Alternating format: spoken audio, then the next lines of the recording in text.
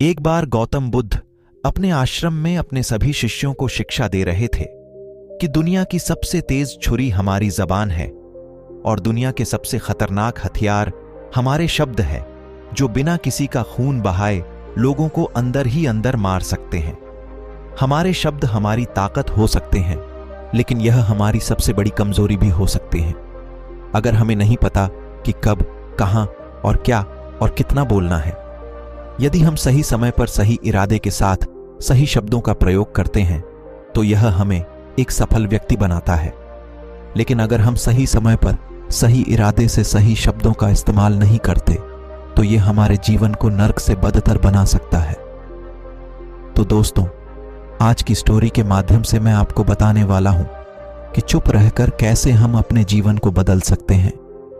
आपको चुप रहने की शक्ति का एहसास इस वीडियो में होने वाला है।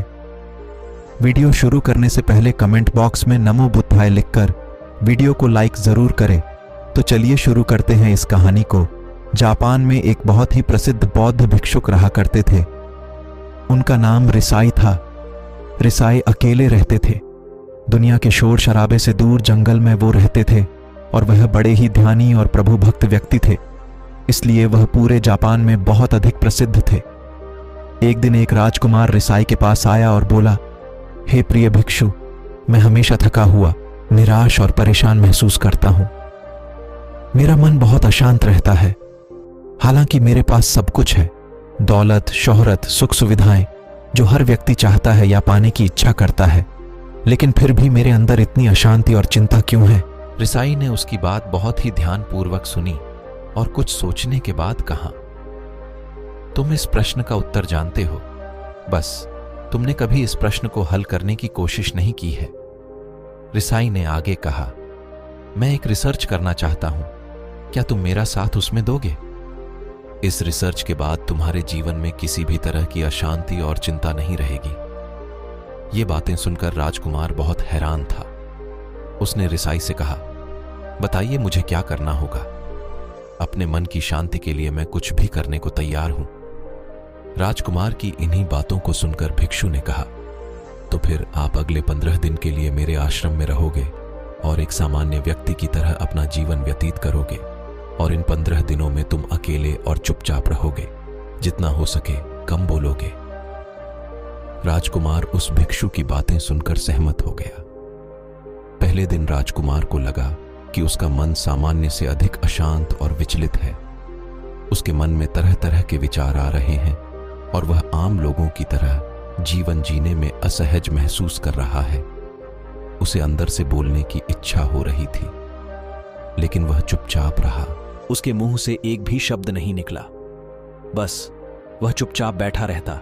लेकिन रात होते होते उसे अंदर ही अंदर शांति का अनुभव होने लगा। उसके लिए यह अनुभव अजीब था।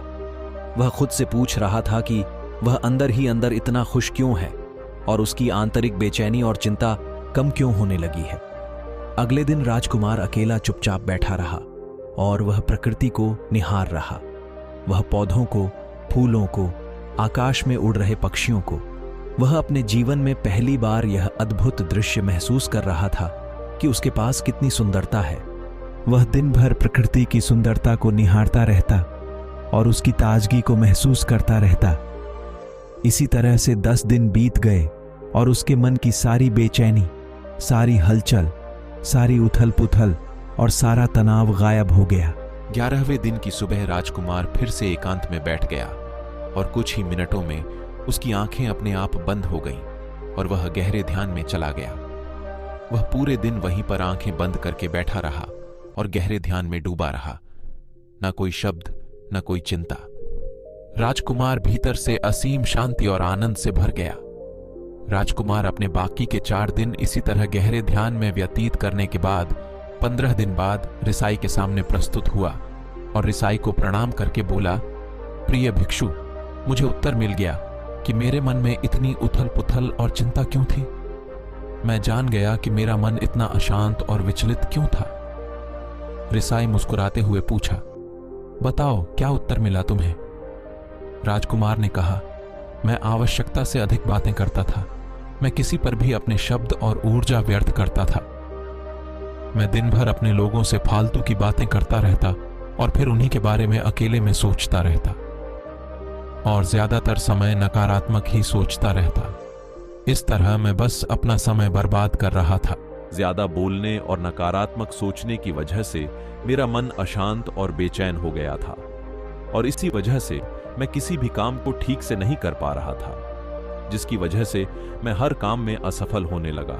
और फिर इन्हीं लगातार मिलने वाली असफलताओं की वजह से ही मैं और भी उदास और चिड़चिड़ा हो गया। इन्हीं सभी चीजों की वजह से मेरा जीवन नष्ट हो रहा था, लेकिन यहां पर बिताए हुए 15 दिन मेरे लिए पूरी तरह से अलग थे। मुझे कुछ अलग ही एहसास यहां पर हो रहा था। अब मुझे ऐसा लग रहा है मैं अपना जीवन पूरी तरह से जी रहा हूं, लेकिन इससे पहले मैं अपना जीवन गलत तरीके से जी रहा था। और मैंने यह भी सीखा कि हमें सिर्फ ध्यान करने की जरूरत नहीं है। ध्यान अपने आप होता है जब हम इस शांत और मौन होते हैं। ध्यान के पिछले कुछ दिनों के दौरान मैंने जो पहली चीज सीखी वह यह है कि मनुष्य के जीवन के सबसे महत्वपूर्ण घटना स्वयं को जानना है। यह सुनकर रिसाई ने कहा, सिर्फ तुम ही नहीं, दुनिया में ज्यादातर लोग जरूरत से ज्यादा बोलते हैं। आज भी लोग ज्यादातर समय केवल एक दूसरे को नीचा दिखाने के लिए ही बोलते हैं। कुछ लोग ना चाहते हुए भी बातें करते हैं और अपना जीवन बर्बाद कर लेते हैं। रिसाई ने राजकुमार को चुप रहने का महत्व समझाते हुए कहा। एक बार गौतम बुद्ध से उनके शिष्यों ने पूछा, प्रिय बुद्ध, आप ज्यादातर समय चुप क्यों रहते हैं? बुद्ध ने कहा, क्योंकि चुप रहने से व्यक्ति अंदर से अनंत शांति की गहराइयों में होता है। मौन अपने भीतर उतरने की पहली सीढ़ी है। मौन के बिना स्वयं को जानना असंभव है। स्वयं को जानने और समझने का पहला नियम है कि मौन हो जाओ। उतना ही बोलो जितना अत्यंत आवश्यक हो। बेफिजूल की बातें करना छोड़ दो। तुम अचानक पाओगे कि 90% से भी ज्यादातर लोग व्यर्थ ही ज्यादा बोलकर अपना समय बर्बाद कर रहे हैं। न बोलने का कोई भी नुकसान नहीं है, लेकिन यदि आप ज्यादा बोलते हैं तो आप अत्यधिक गलती कर देते हैं। अगर व्यक्ति कम बोलना शुरू कर दे तो दुनिया की 90% मुसीबतें कम हो जाएंगी, झगड़े फसाद कम हो जाएंगे, उपद्रव कम हो जाएंगे, अदालतें कम हो जाएंगी। अगर लोग थोड़ा चुप रहना सीख लिए, संसार की बहुत सारी समस्याएं हैं, बहुत सारा उपद्रव सिर्फ बोलने से पैदा होते हैं। सारी बात मौन सीखने की है। जब तुम नहीं बोलते तब तुम एकांत में अकेले हो गए।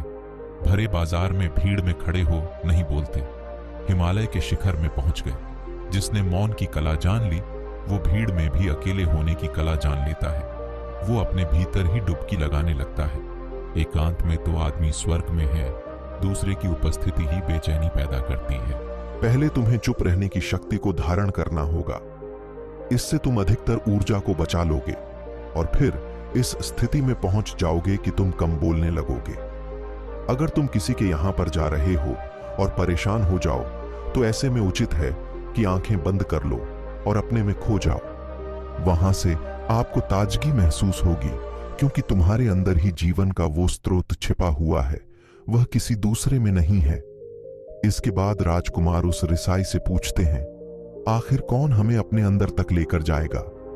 ये बातें सुनकर रिसाई बुद्ध कहते हैं, तुम्हें स्वयं ही अपने अंदर उतरना होगा और वहीं से परम राज्य जीवन का आनंद ले पाओगे। आनंद का यहीं से जन्म हुआ है, यहीं से तुम मौत में डूब जाओगे।